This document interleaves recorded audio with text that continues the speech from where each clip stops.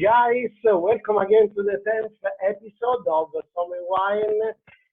It's been a long time. I didn't record and have a chat with someone. Today I have a guest which is coming from Russia. Here I have a sommelier, which she is called Anna Davidovich, right? Yeah, right. It sounds amazing already, her name. For me, Italian, Davidovich. It's fantastic. So she is a business analyst, is working as a sommelier in two restaurants, not only one. Here I am busy to work just in one place. She works in two places. It's a superhuman. And nothing. She also studied for the wine school, specialized in business and online wine management. And also, she is a member of the Russian Sommelier Association. Did I introduce well? Did I miss something, Anna? Yeah, thank you very much for opportunity to be here. It's a big honor for me. Oh. And yeah, such Antonia said, I am a sommelier into restaurant now. And the first one is Pipendrog. Here we have a special conception. We are trying to show our guests a lot of wine, and especially Russian wine. Yeah, and it's a big honor for me to tell you some presentation, some information about Russian wine. Oh, and fantastic. I'm really looking forward to that and to show my followers what a Russian wine is. The main school in the world, as you might know, is the WSET, the Court of Master, but really they kind of forget places like Russia, Mexico, and other places, which we want to put on the spotlight. So thanks to Anna that prepared these presentations. So let me share with you. So can you see? Yeah, I can see. Perfect. Okay. Yeah, thank you so much. This presentation was prepared our scientist. His name is Dmitry Fedosov-Kovalov, and he's working on development of Russian wine, especially Russian beans, and his mission to show other countries and our countries, our country at the first moment that we really can produce a good wine. And if you talk about our wine culture, it's based on the south of our big country, and the main region, it's a Krasnodarsky region, and the Volgogradsky region also. Here, which is this one here, right? Where all the wine area concentrated. This peninsula. Yeah, it's the main concentration of our vineyard territory. And also now it's a big question, which territory is it? Yeah, I'm talking now about Crimea. And it's a difficult question, but here also a lot of wine and a lot of wineries and vineyards with absolutely amazing potential in the future. So here is the main territory where we're producing wine now. And if you will look at the next slide, you can see that we also you can also find our wine in World Atlas of Wine in 2019. Wow. It was an amazing news when we knew that our wine was presented in this amazing book. It's a big honor, by the way. Yeah. Good job from the World Atlas. And on the next slide you can see that here is information in Russian. We cannot find it in I don't understand, definitely. Really sorry, but here is also the same information, but by the small region. You can also see here is the south of Russia, Don, Volga, even Dagestan. Here you can also find a good wine. And where is this area in this map? Can you see? In this map, it's closer to, just a second, a little bit right. Here in Crimea? a little bit also right. Yeah, here it is. Yeah. Okay, this place here. Okay. Yeah, this place. Yeah, It's so very zoomed. It's like a little place. Okay. yeah, and now it's not so big. Yeah, we have just 143 producer in the wine now, and we also have our special Russian guide where you can find all our wineries and the history of these wineries. And in 2015, there were 29 producers of wine. It's a good result if we will just come back to our history, and we'll know some interesting facts. So let's do it on the next slide. Yeah, here we can skip. It's just a statistic information about producers, and we are not here in the low position. Yeah, now we produce. Yes, but you, I was doing a master class of Canada, which is quite famous, the one from Canada. Canada is not within the top 15 biggest producer, but there is Russia around 12, 13. Now I don't remember exactly. So, you know, it's not placed so bad. Here we go, 21st of producer. Okay. Yeah, but it's the same way we need to 24th top wine producing countries. Yeah, here we are. Yeah. Actually, Italy is first. France is first. Anyway, okay. Yeah, and China also. It's an amazing. Yeah, it's pushing hard now. Yeah. To become one of the first top 3. Yeah. So, and on the next slide, we can see our Russian wine industry bullet points. Yeah. So now, in 2018, there were 85,000 hectares of wines. I mean, it's a good amount, yeah, and also you can see that the main region for producing wine, it's the Krasnodar region and Crimea and Sevastopol. We separate Crimea and Sevastopol because Sevastopol has an absolutely different climate and soil, and also it's a historical fact, so that's why the whole Crimea, it's a wine part, and the just small region inside Crimea, it's in another part. Okay. Okay. Yeah, and also a small region, not so famous. Sevastopol is inside Crimea. Did I get it well? Sorry? Sevastopol is a region which is within Crimea. Yeah, Crimea. Okay. Yeah. And also here you can see the smallest region, which you can also find the wine. Yeah, but it's not so popular outside the Russia. It's Dagestan, Stavropol, Rostov, Chechnya, and especially Kabardino-Balkaria. Here is absolutely amazing examples of wine.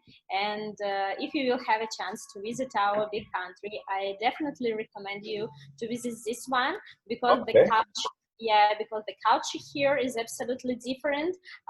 History is also different, and the wine is amazing. And you probably cannot find it outside our country. Chechnya, yeah. I have to go then. Good for you.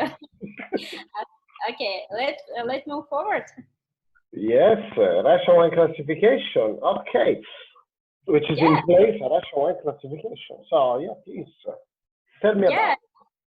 Yeah, we also have our own classification. We are working on it, and it's not so good enough. It's not good enough, yeah, but because we have some problems with definition, which one is what, and that's why we have some troubles. I will tell you about it at the future. Yeah, but here are the most the 3 main parts of our classification. Yeah, the first one is a table one, such as the first table one.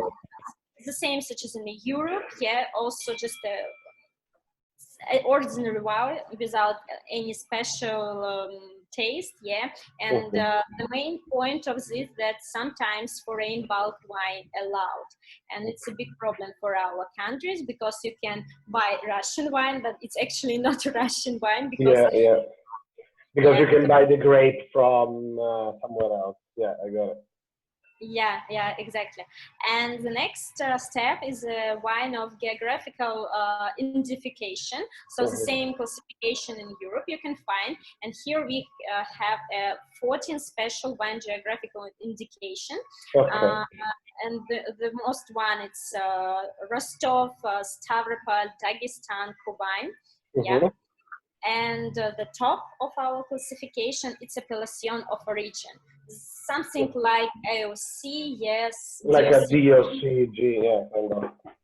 Yeah, exactly. So the wine must come from that place, the grapes must come from that place, and must be produced in that place, I believe. Exactly. You're absolutely right. Yeah, and here we can find 20 such appellation. Yeah. So these 20 are what you mentioned before. They are all within the 20. Yeah, but they not. I mean, you cannot find all these 20 in all these groups. Yeah, it's the most part of this appellation is concentrated in Crimea, Sevastopol, and Krasnodar. It's the main point of it. Okay. Yeah. Perfect. And the big news for us, and we are really happy for it. It's a Oh, law it's very new.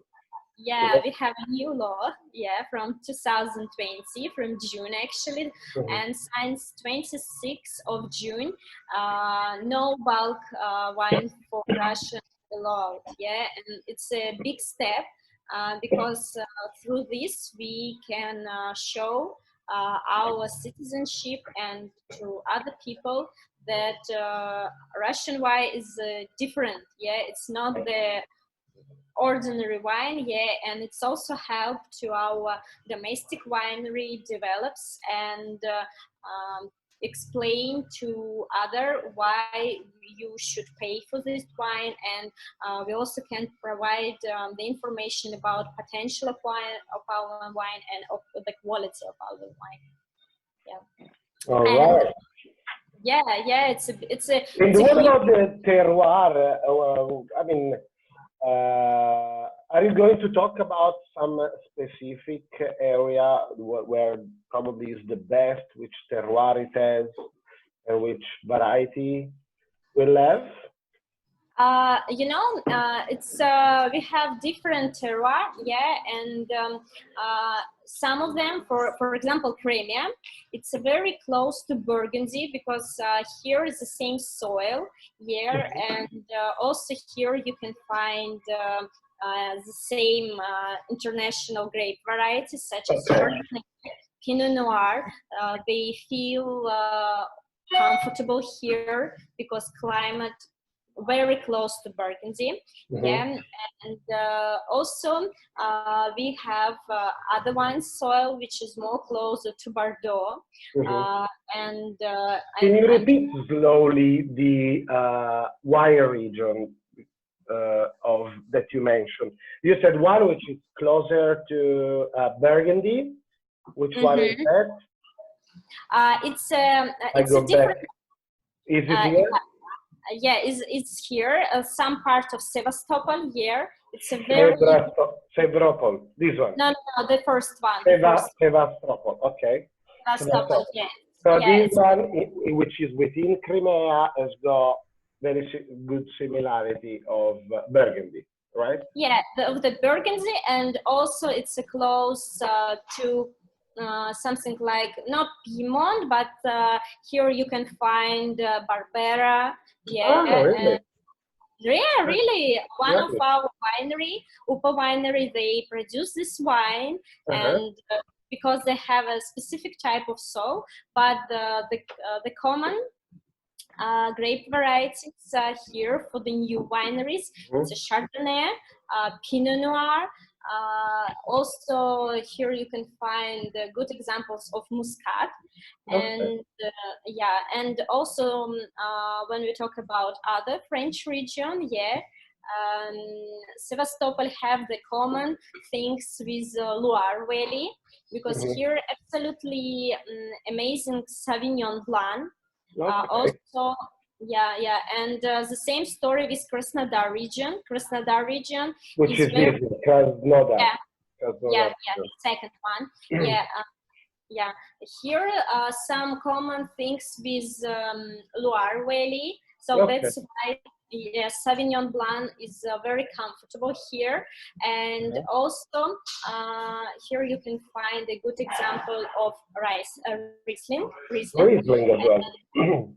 Yeah, Riesling as well, because it's if you will look at the map, it northern than no, the next the previous one. This? And This? Yeah, exactly. So you can see Novorossiysk, Where it is? No, down. Just right. Yeah. Novorossiysk. Okay. Novorossiysk. Yeah, here it is. Here you can find a lot of good winery which produce absolutely an amazing Riesling. For example, winery with name Sikori. Okay. And you even can find this winery in Robert Parker book, because he provides this winery 96 points for the special vintage 2015 of Riesling, and it was a big win for us. Oh, yeah. Good achievement. I know Abrao d'Urso. This one is very historical for sparkling wine, isn't it? Yeah, it's Abrao d'Urso. It's a very old place where sparkling wine based. And if you talk about Russian history, the first, not the first one, but one of the good one was produced here. And also, if you talk about sparkling wine, in Crimea, we have a special region with name Novy Svet, or new area, if you will translate it in English. And here was produced the first sparkling wine, which won the prize in 20th century, such as the best sparkling wine in Paris. And and the name of the producer was Golitsyn. Novy Svet also won something about champagne.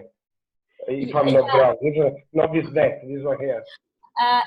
If we will talk about Crimea, it's on the. Can you see this grape? Yeah. Novy Svet. Here you can find one of the best sparkling wine in Russia. It was a little bit damaged during the war, and there was some problems with rebuilding, refreshing this winery, but now they also produce sparkling wine with a good quality. And also in Crimea, you can find a very big producer of sparkling wine now. Maybe you heard about it. It's named Zolotaya Balka. I don't know. It's in Sevastopol, Zolotaya Balka. They produced a very good sparkling wine, but they don't use the traditional method, not method traditional. They using the method Sharma, so that's why it's like a market product, it's not for some best or something amazing celebration. It's just day by day drinking, but it's good. And they also use international grape varieties such as Pinot Noir, Chardonnay, Muscat. So it's really common in Russia to use international grape varieties. The main grapes that grows in Russia, which one would you say is the most grown? Pinot Noir, Chardonnay, those two? Oh, it's a difficult question, but if you talk about international grape variety, I think it will be Riesling, Chardonnay, Cabernet Sauvignon, and Pinot Noir is not so popular because It's very difficult to produce Pinot Noir with good quality. We have a very hot weather, and that's why our Pinot Noir is very strong, have some fruities specific, and for Pinot Noir it's not good. Yeah, more kind of a new world Pinot Noir. Yeah, exactly. Like fruity and lack of acidity. So the Cabernet Sauvignon gives the best results in Russia than Pinot Noir? I mean, you know, we also have our local grape variety. Okay. Can you hear about Krasnostop Zolotovsky? Oh my goodness, it's difficult to pronounce for me, but no, I don't know that. Yeah, it's the red guy? Yeah, it's a guy. Yeah, and it's our local grape variety, and you can find it in Krasnodar region.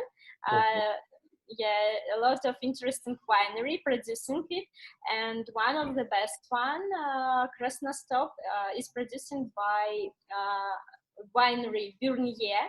It's an international project. Some Austrian, not Austrian, sorry, Switzerland guy.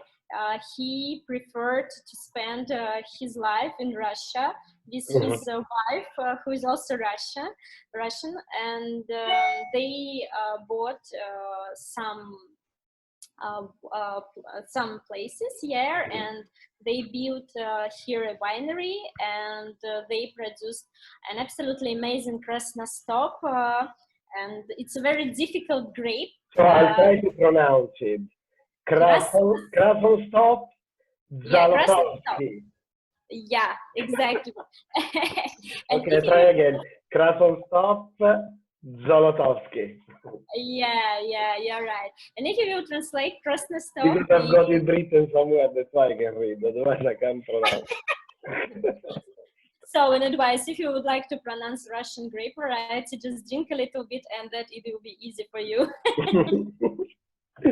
And what about the Doina grape variety?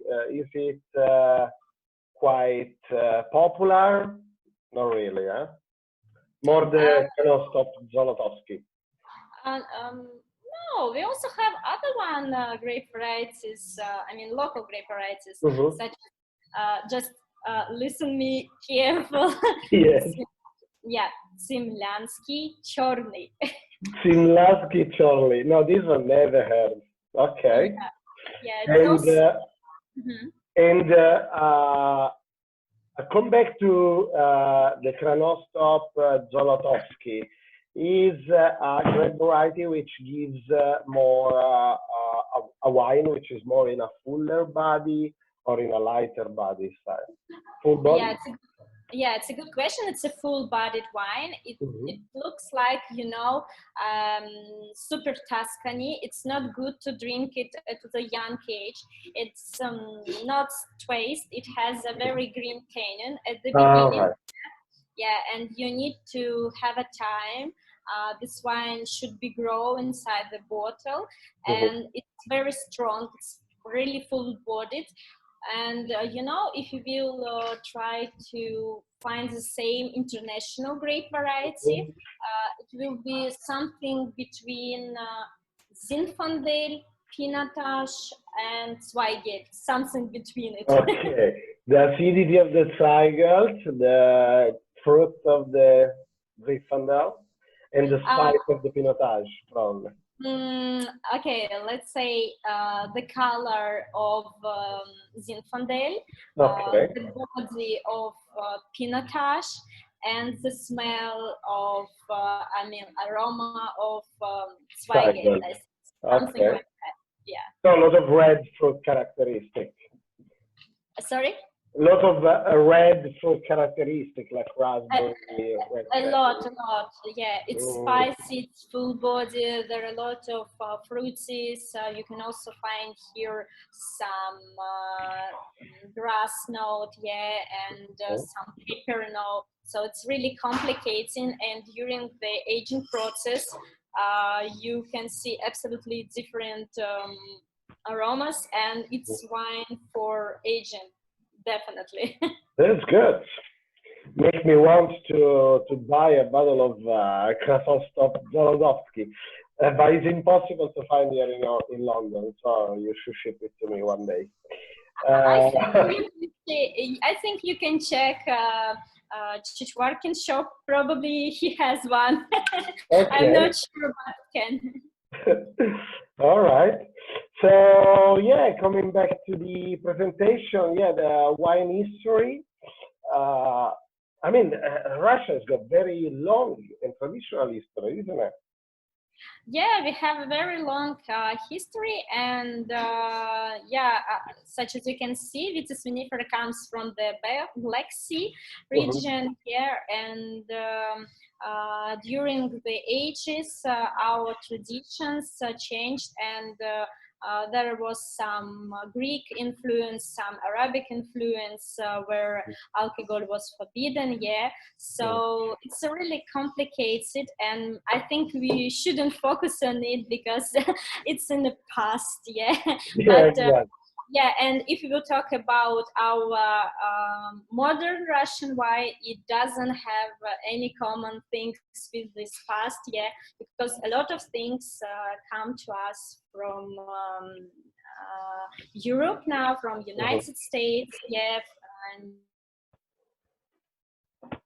we are the international market, but also try to save our local grape varieties, because there was a lot of new grape varieties which were opened in during the Soviet Union period, yeah. But the big problem is that we have only one example of each one, yeah. So that's why it's very difficult to grow and to populate these specific grapes, yeah. There. Oh yeah, here it is. There we go. Yeah. Your favorite, my favorite grape variety. Yeah, your favorite one. It's actually from Don. Yeah, it's one of the very big river in Rostov-Don region, and the oldest Russian red grape variety. So that's why we are trying to cultivate and to restart the good wine with this. Yeah, but we need some time. Also, we have a white wine grape variety, Sibirkovi. It's also from Don. But here is some information about Hungary, but we are not sure about it. Yeah. Even because in Hungary, I never had the Sibirkovi. Only Saperavi, this one, yeah, from Georgia. Yeah, Saperavi from Georgia. We also like this grape variety, and it feels really comfortable itself in our climate. Yeah, and Russian Empire. We really like Sabrash. It's our favorite things. Yeah, I love it too. Yeah. I Sabrash it all the time, if it's possible, obviously. All right. So, why do you think, Russian, the Sabrash, but also the sparkling wine? Why you love, guys, so much the sparkling wine? What do you think? I mean, a lot of Russian customers that I had in the past, they love sparkling wine. They love to spend a lot of money in champagne. They love bubbles. How come you have this love to the bubbles? All of you. If you'll be honest, I don't really like sparkling wine, so I'm not a common Russian person. Yeah, but if we will talk about why Russian people prefer sparkling wine, I think it's just because of the history in 19th century when there was a war with Napoleon Bonaparte, and our country destroyed the Napoleon's army. They just went to Paris and to France, and they just taste this sparkling wine, and just these bubbles provide you to be more, more drunk quickly. And that's why you are very become very funny, and just we like our funny stuff. I don't know. Probably that's why. It's just from the Yeah, history. he's very related to the history, I believe. Yeah, Also, Cristal, the champagne, which was related to Russia, I think yeah, to had a Russian. big impact on the consumption of sparkling wine in Russia. I have a question for you, so always related about the sparkling wine. You have been called, I don't know if you still call a sparkling wine like, and correct my pronunciation if it's wrong, which is for sure is wrong, Sovetskoye Champaskoye. Champanskoye. Yeah, Champaskoye. Is it still used, this word? Is legally recognized? I mean, if I produce a sparkling wine in Russia, can I label it Sovetskoye, Champanskoye, or is just, I don't know.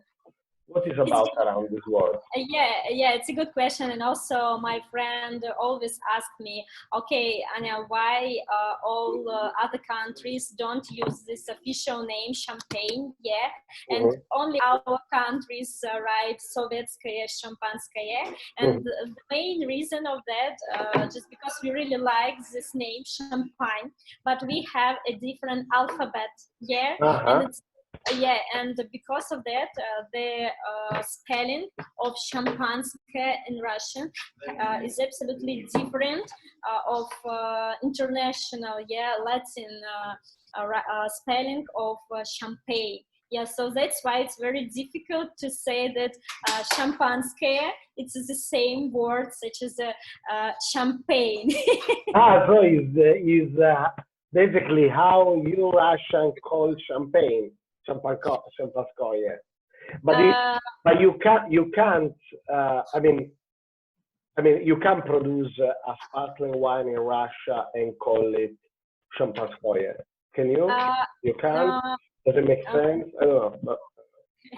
Okay, yeah, I get your question. If we talk about sommelier, about restaurant, we know the difference between champagne and sparkling wine, and that's why when we talk about the all sparkling wine, we name it sparkling, igristoye in Russia, igristoye. What's the mean, igristoye? Excuse me. Sparkling. Sparkling wine, igristoye. Okay. Yeah. It means sparkling. So for all wine with bubbles, we use this word igristoye, but only for champagne we use a word champanskaya. But it's in professional sphere, in professional area. But when we talk about all people in Russia, they prefer always use the word champanskaya, always, and it doesn't matter, and it doesn't matter which bubble it is. Okay. As long as it's sparkling, you call it Champanskaya. Exactly. Okay. You see bubbles, then it's champagne. Champanskaya, sorry.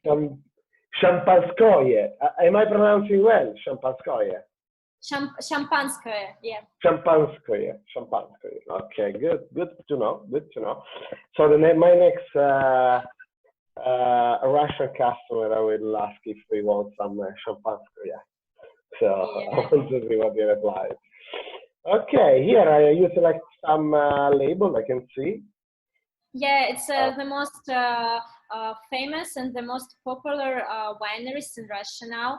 And Upa Winery, I worked with Pavel Shvets. He's an amazing producer of still wine, and he produces absolutely good quality Chardonnay and Pinot Noir, the two main wine. And people outside the Russia who tasted it, they say it's a very good quality.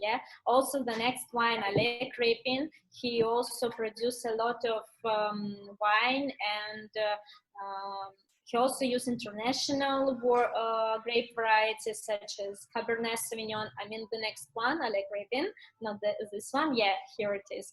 He also produced a good wine, and also all his bottle was right by hand. I mean the number of the bottle. It's also not a lot of wine. So it's a limited edition. Yeah, Yeah. all handmade. Okay. Yeah, and also I would like to present you, if you just skip some slide and go back to a winemaker, you can also see here, just a little bit, previous, a little bit, just, yeah, here it is. It's Ilya Voloshin. He produces absolutely amazing sparkling wine, such as in champagne, with very high quality, and it's not sales in Russia now. Yeah, it's only for some limited tasting for professional people, but we hope that very soon we can buy it in the shops. Yeah, but if you'll be in Russia, I definitely recommend you to visit this winery. And also Cocktail, yeah, they will do rebranding, yeah, and just change a name a little bit. Yeah, it's a creamy region also. And if you just go forward to the next slide a little bit, Zitoev, it's a Dagestan, Zitoev, yeah, it's a Dagestan. It's a very good producer. If you will have a chance to taste his wine, I think you like in paradise. He produces dry red and white wine, and even sparkling and fortified wine. And the most interesting thing that each bottle has a special picture, a special painting, and each painting does by hand. So they are all slightly different than each other. That's amazing. Sorry? They are all slightly different to each other. Yeah. So this flower was made by hand. It's not some printing, not it's painting. And also the next one, the Dernikov, they produce a lot of this one? No, not Rayevskaya, previous one. Yeah, also can talk about Gaiganzor. Gaiganzor, do you know Roman Abramovich? No, Roman Abramovich. No, I don't know. Roman Abramovich, it's a Russian, very famous person. He's a kind of a very rich person. Yeah, and this winery belongs to him, a part of it. Yeah, and this winery produces absolutely amazing rosé wine. Yeah, I think it's a very good, it's very good quality. And also here on the slide you cannot find a small wineries, because in Russia it becomes very popular to produce a small part of small quantity of bottles wine. It's kind of local winemaker, and Irina Bogovich, my very close friend, he produces all wine by herself. Yeah, she's a lady, but at the same time she produced her first vintage of orange wine in this year. And you had a conversation with her. Yes. Yeah, she introduced me. Yeah, she introduced us to each other. Yeah, and her Muscat is something special. It has natural yeast. Yeah, and it's not like an ordinary Muscat. And we waiting for her Cabernet Sauvignon. It will come soon in the winter, we hope. Yeah, it's now have some not fermentation process, but it's still in production. Yeah. And also there are some other small wineries. For example, I really recommend you to search for Nesterov winery. It's a past aviator. after a career in aviation, in flying, they bought a winery, and now they produce a lot of interesting wine, but in small quantity, and they using absolutely amazing grape varieties such as Rubin Galandrinsky. Rubin Galandrinsky. Okay. Yeah, it's a rosé wine, also Biarica. So they're also trying to use local grape varieties. It's a small winery. It's not very famous outside our country, but they try to rebuild our winemaking here and show and the reputation for these grape variety as well. Yeah. Okay. The time is actually over since a bit already. I would like to basically thank you. I mean, unless you don't want to tell me the last important thing, I think we have to finish now. Sorry to stop you.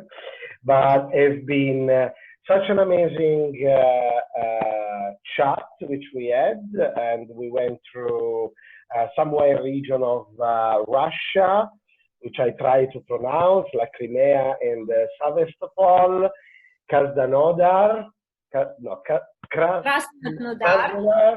Krasnodar, and Stavropol, which they are exactly the main three. You have a good Russian accent. Thank you. And then yes, we also talk about the grape variety, which is probably the most interesting. Yeah, right. Which is the let me read it because I can't remember. Krasnostov Zolotowski, and also a white beer Kobe, and. Yeah, basically, we said that the main production is mainly sparkling wine, probably, yeah? Yeah. And, actually, okay, the last question. Can you tell me something about Massandra? Massandra is one of the wineries in Crimea, which has got probably the oldest history in Crimea and Ukraine and Russia. Is he still operating? Is still making great, sweet, age-worthy wines? Yeah, it's a very old winery, and yeah, they have some interesting wine, but the most interesting is kind of sherry, yeah, and some fortified wine, in my opinion, yeah. Yeah, sherry and port-like style. They make it. They are famous for that. Yeah, fortified wine is good here, yeah, and sherries also have a good quality, and you can find it everywhere in Russia, and I think outside the Russia. Yeah, outside Russia, here in London, there is a wine shop which, when I went last time, they had a few bottles, but very aged, probably 40, 50 years. And I couldn't afford because they were very expensive. But otherwise, I would have bought it something. But I wasn't sure he's still actually producing. You confirmed that he's still in production, this wine. Yeah, they produce good one, but not a lot of them. Yeah, Okay, not a lot of. They don't produce a lot of wine, and it's a pity. And but at the same time, there are a lot of new wineries which try to show that they produce good wine, and also the main reason that the style of Russian wine is changing now. Before we preferred strong wine, sweet wine, but now our taste is modified, and we prefer dry wine, more elegant, more softy. Yes, so that's why Massandra becomes not so popular in Russia and outside the Russia, just because we have new vision at the wine. Yeah, correct. It's more or less all around the world like this. Also, port producers, sherry producers are a bit suffering at the moment, and all the sweet wine production in all world is suffering. Okay, anyway, thank you very much indeed, Anna. Anna Davidovich. Thank you Thank very, you. very much. It's been an amazing Russian masterclass. I learned a lot. I hope also you that you watch this episode. You have learned something. So follow Anna Davidovich for more about Russian wine. Ask her some questions if you like. And thank you very much for watching, all of you. Thank you again, Anna, and speak soon in Instagram. Okay? Yes, speak soon. Thank you, Mark. Bye-bye. And if I come to Russia, I will contact you because you're going to suggest me something to drink, sure. to eat it. Okay? Perfect. Bye-bye. Thank you very much, Anna. Bye. Thank you very much. Bye-bye. Bye.